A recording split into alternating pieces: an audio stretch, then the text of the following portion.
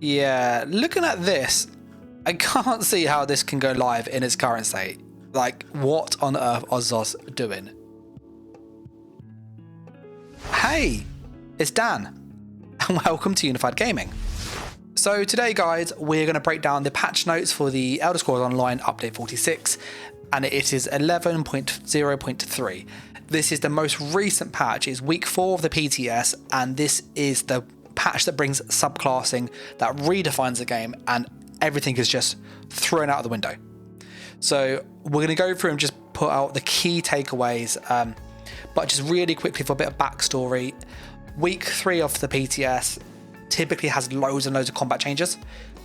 We did get a note though from Kevin, which was very helpful, and he did say that people who are looking for combat changes, myself, I'm sure many of you, should expect week 4 to have the big changes. And he does use the word large chunk. So we're going to go through, read the notes live, react to those, give you kind of what are the kind of key takeaways, and is the patch going to be broken or not. So here we are, update 11.0.3.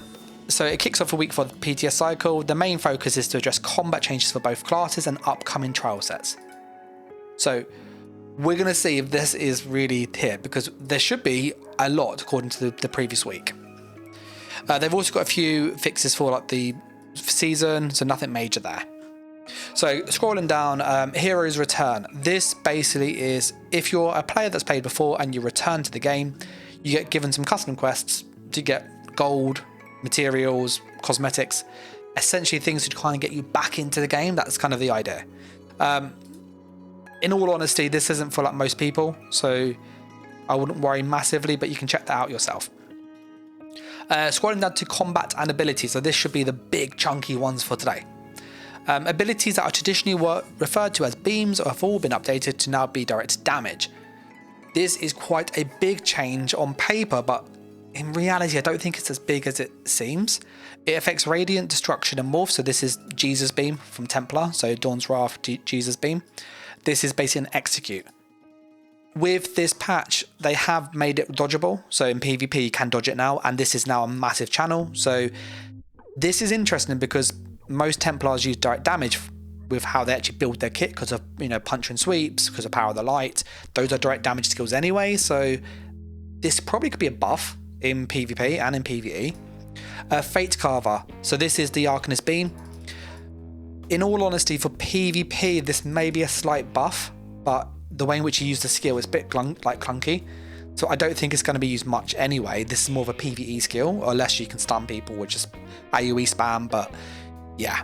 So I don't think this is going to change much here. And then Soul Strike, this is Soul Assault basically. Really cool ult. This is quite a good change for PvP. Direct damage is things like Deep Fissure, Cliff Racer, it's your Crystal Frag, it's your Haunting Curse. You build into that CP system quite often, so Master at Arms, Deadly Strikes, those kind of things are quite common to see. And what happens is you end up missing out on like 6% damage because you don't have the CP nodes. So this is a really nice change. It means that ult still won't be good, but is better than it was. And if you've played the game for a long time like me, it used to be amazing and they got absolutely gutted it, so yeah. We'll see how that feels. Vampire Drain is just, it's a bit gimmicky for ult gen, that's about it. And they've fixed some issues where ability did not respond to the proper duration when ending, so this is just more of a UI issue. Okay, so this is the balance. What are they doing for the classes? Arcanist, Curative Rune Forms and Arcanist Domain. This is a big circle you put down. If you're inside it, you get loads of buffs. It's pretty cool, it's quite a good group skill. It now says that you get it for entering the area rather than standing in there. So what that means is you can put it down, walk out, and you've got the buffs on you still, which is how it should be, and it's how it's always worked. I've just clarified a tooltip. And yeah, that's pretty much what they've just said here. That's it for Arcanist. That's okay. All right, this is not filling me with hope. I thought there would have been more, in all honesty, for Arcanist. There's a lot more issues than just this. This is not what I'd go for. So yeah, we'll go through the rest and then we'll kind of talk about the problems and maybe how they could fix it. Again, I've given feedback already. Dragonite, Ardent Flame. This is like the dot skill line. So like you got Searing Strike, Fiery Breath, Noxious Breath, that kind of fiery aspect. They reduced the cost a little bit, so sustain's easier. That's nice for PvE and PvP. Fiery breath, same here. So again, that's nice. It's cheaper to use, which is great. And noxious breath applies poison on hits. That's really good. For PvP, this is great because poison is basically a pseudo execute, so it's 3 damage. When poison is like procs as a status, it also does a bit of damage. So as you use this, it will hit slightly harder. It's great. You also get the status, which is a damage over time. So again, this is just really good and it pairs really nicely with the DK passives. So this is just like 3 damage. This is really, really good. And in PvE, DK dots were not bad. They were good. And in PvP, they're some of the best dots anyway. So this is a really, really nice change. We then have Draconic Power. Dark Talons. So reduce the cost of the ability again, so just easy to sustain. And Choking Talons, they reduce the bonus of this morph down to from 3,500. So they've basically made Choking Talons do a little bit more cost. In all honesty, you get a bit more damage, but it costs a bit more resource. It's kind of fair. But again, there's no changes to DK. Like, there's nothing substantial that's going to make the class good for PvP. And PvE, it wasn't terrible. It wasn't like the best, but it wasn't awful either. It was kind of middle of the road. Okay, Necromancer. So, that's one thing. Okay, Pummeling Goliath. The morph special bash attacks now work for non-Necromancer classes. So yeah, that's... Oh my goodness. Okay, there's not...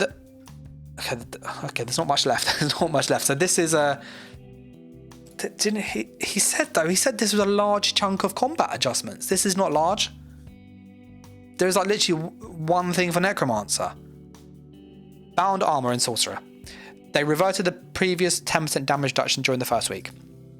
So basically, when you use the Stamina Morph, they gave you 10% damage mitigation. It's now gone. It was a kind of test. They've just taken it back again. So it won't be different to live. And that's it. Dark Magic. It can't be used in Stealth or Invis.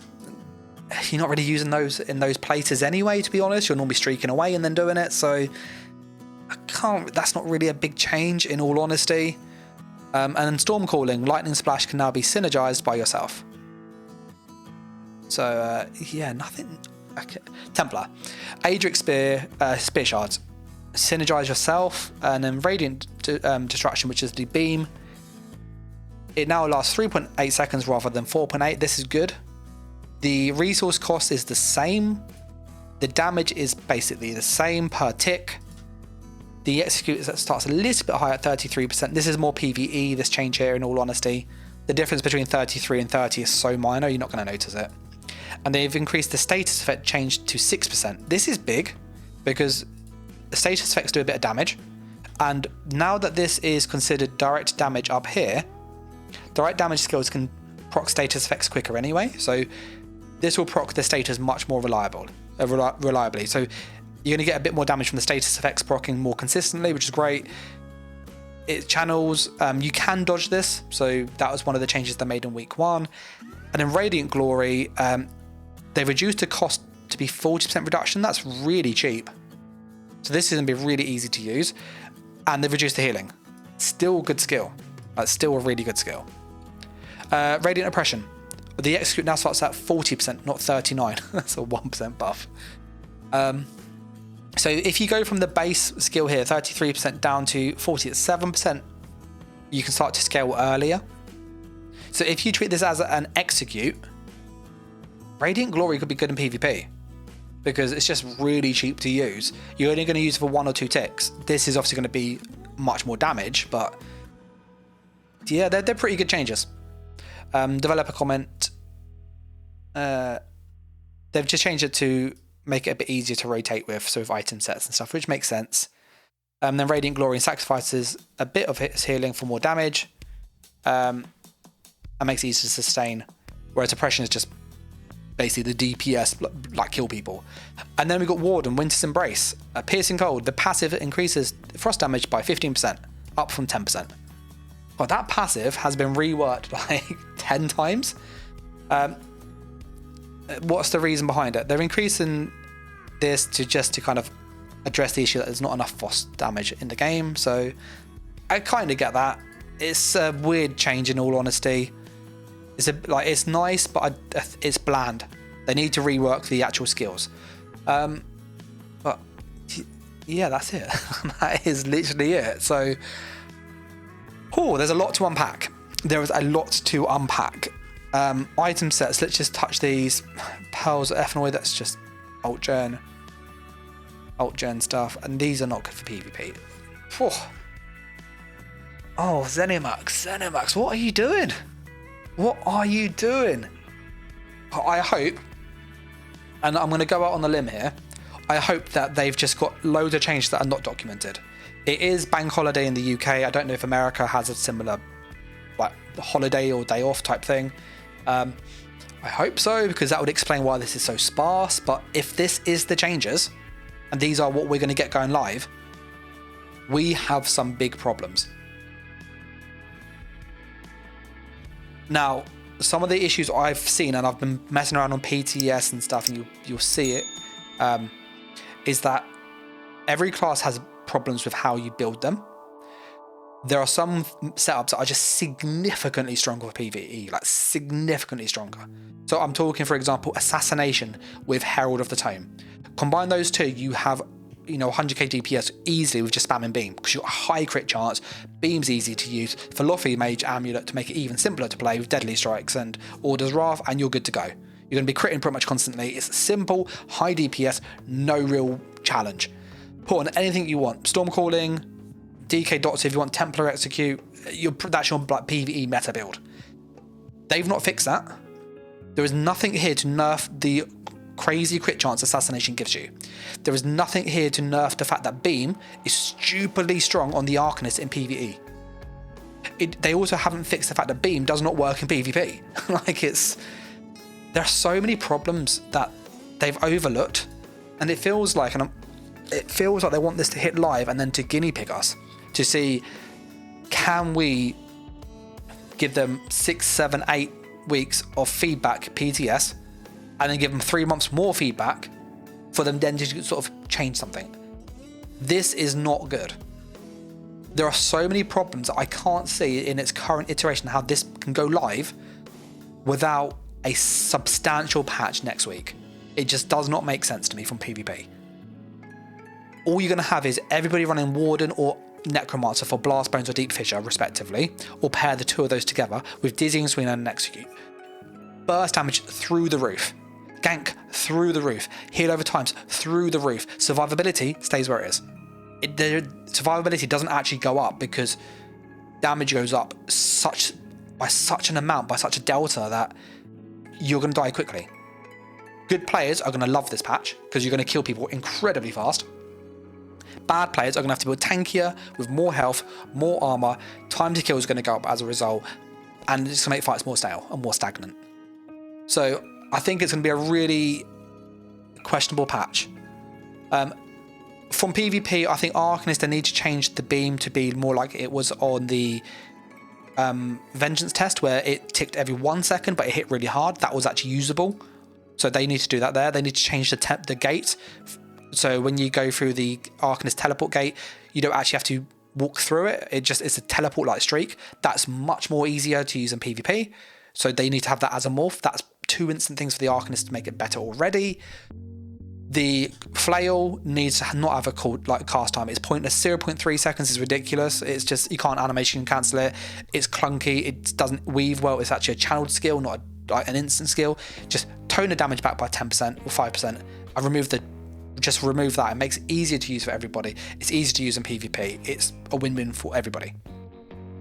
And the fact it's direct damage anyway, and now your beam is direct damage, you don't need to mess around with channel and damage over time and all that stuff.